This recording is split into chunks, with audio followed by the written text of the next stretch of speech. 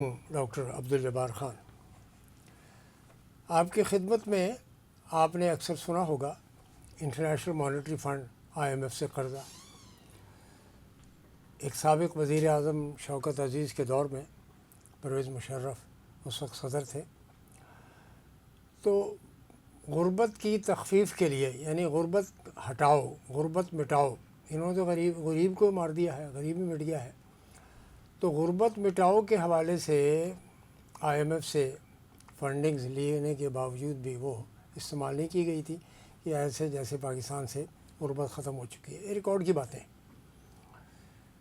یہ جو موجودہ صورتحال ہے، موجودہ حکومت انٹرم میں بھی شہباز شریف وزیر اعظم تھے پاکستان کے، اور جو مسلسل سپریم کورٹ ہو یا ہائی کورٹ ہو وہ انتخابات ہی نہیں کرا سکے. 2 سال ایسے گزار دیے تھے انہوں نے. اب پھر ماشاءاللہ برسر اقتدار ہیں.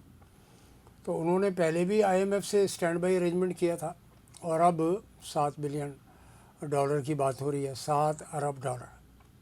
اس کے لیے IMF کچھ شرائط رکھتا ہے، ہر دفعہ رکھتا ہے، کیونکہ ان کو اپنے پیسوں کی واپسی میں دلچسپی ہے. پاکستان کی معیشت کہیں بھی جائے، غریبی کہیں بھی جائے، غربت کی سطح کہیں بھی ہو، افراط زر کے معاملات کچھ بھی ہوں، یہ پھر مقامی حکومت کا سبجیکٹ ہے. انٹرنیشنل مانیٹری فنڈ کو یا ورلڈ بینک کو یا ایشین ڈیولپمنٹ بینک کو جو قرضہ دیا جاتا ہے پاکستان کو یا کسی دوسرے ملک کو، وہ اس لیے ہوتا ہے کہ ان کو اپنی واپسی چاہیے. ڈیٹ سروسنگ پاکستان کرتا ہے، کھینچتان کے ادھر سے لیتا ہے ادھر سے لیتا ہے. اس وقت چائنا، عرب امارات، دبئی اور سعودی عربیہ یہی پاکستان کے ریسکیو کے لیے آئے ہوئے ہیں. اس کے علاوہ تو کوئی ایز سچ وہاں پاکستان کو کوئی فائنینشیل ایڈ نہیں ہے. وہ جانتے ہیں کہ یہ پیسے جو ہے مس اپروپریٹ ہو سکتے ہیں. تو انہوں نے $7 ارب تقریباً ان سے لینے ہیں انٹرنیشنل مانیٹری فنڈ، اور مل جائیں گے. وہ کوئی ایشو ہی نہیں رہا اب کہ پاکستان کو IMF نہیں دے گا. بالکل دے گا. ابھی یہ میٹنگ ہو جائے گی اور اس میں اپروول ہو جائے گی، اس کے بعد ڈسبرسمنٹ کا شیڈول آ جائے گا. تو 3 باتیں پاکستان نے مانی IMF کی. پہلے سے طے تھا، گزشتہ 1.5 سال پہلے ہی بات مانی جا رہی تھی. یہ مطالبہ مانا جا رہا تھا پاکستان کی طرف سے کہ IMF کہتا ہے جی کہ بجلی کے ریٹ بڑھائیں، گیس کے ریٹ بڑھائیں. انہوں نے بڑھا دیے، اور اتنے زیادہ بڑھائے ہیں کہ لوگ خودکشیاں کر رہے ہیں. بھائی کو قتل کر رہا ہے. تو نے بجلی کا استعمال زیادہ کیا، تو بل دے. وہ کہتا ہے نہیں یار تو نے استعمال کیا، تو دے. اور بالآخر انہوں نے قتل کر دیا بھائی سے کو بھائی. ایسے واقعات ہیں پاکستان کے اندر. غربت ہے.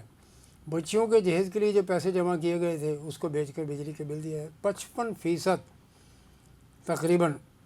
اور باقی جو ٹیکسز ہیں، ایڈیشنل ٹیکسز ہیں، سرچارجز ہیں، ایڈیشنل سرچارجز ہیں، کوئی عدالت نے آج تک اس بارے میں بیٹھ کر فیصلہ نہیں کیا. خاص طور سے سپریم کورٹ آف پاکستان نے انٹروین نہیں کیا. اور انٹرنیشنل اور یہ جو انڈیپینڈنٹ پاور پروجیکٹس ہیں، جس کا ابتدا بے نظیر بھٹو کے دور میں ہوا تھا، پہلے دور میں، اور 90-92 میں، جس میں شاہد حسن ہوتے تھے، ڈاکٹر شاہد حسن ان کے ایڈوائزر، اور جنہوں نے انڈیپینڈنٹ پاور پروجیکٹس کی بنیاد ڈالی.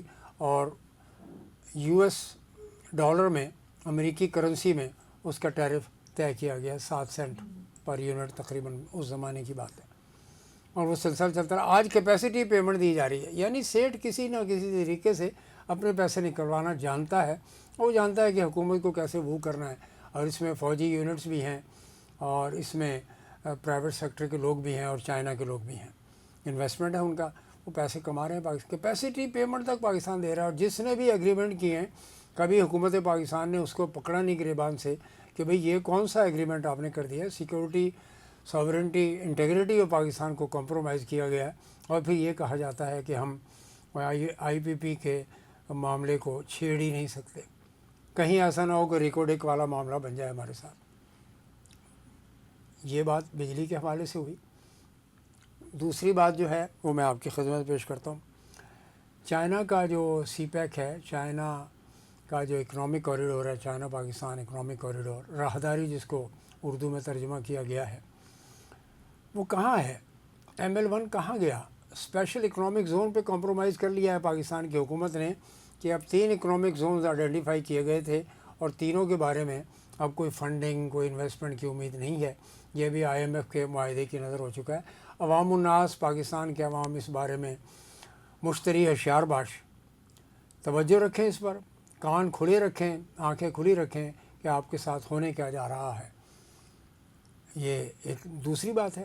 تیسری بات ایک اور ہے، وہ تیسری بات کیا ہے کہ وفاقی ملازمین حکومت پاکستان کے اور صوبائی ملازمین پاکستان کی چاروں صوبے کے ملازمین کے حوالے سے وفاقی کابینہ نے فیصلہ کیا ہے، اور بلکہ گولڈن ہینڈ شیک کی آفر کی گئی ہے، یعنی آئرن ہینڈ شیک۔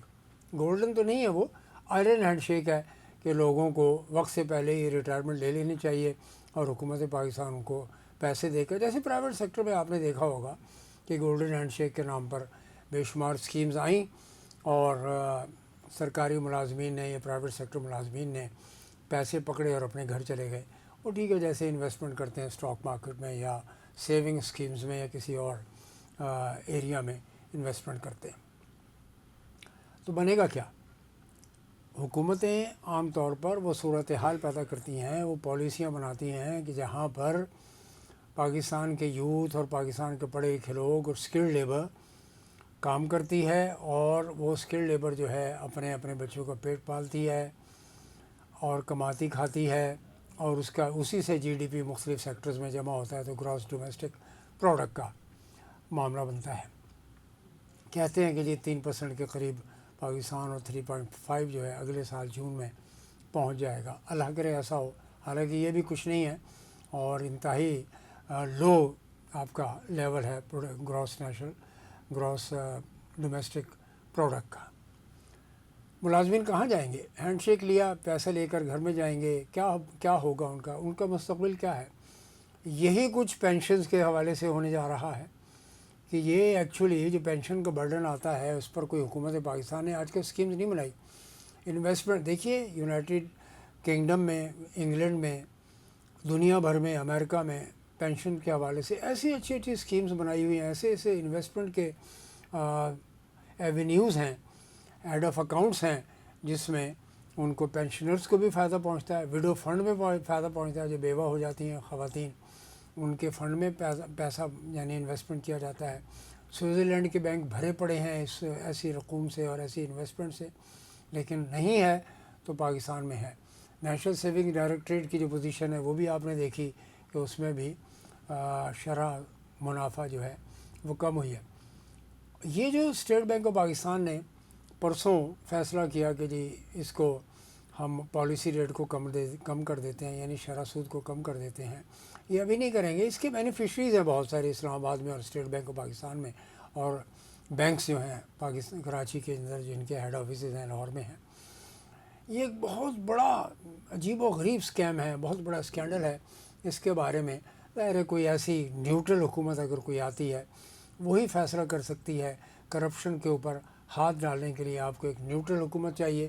موجودہ حکومت جو ہے وہ تو اٹ لوکس یعنی اٹ از رادر ایویڈنٹ کہ they are part and parcel of the problems not the solutions.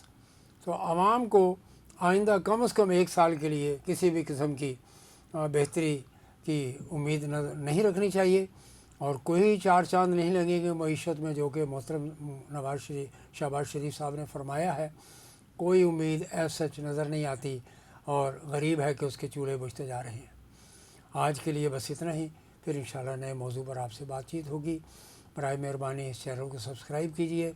معاشی اور سماجی اقتصادی معاملات ہمارے مد نظر رہتے ہیں، اور اسی موضوع پر ہم زیادہ گفتگو کرتے ہیں۔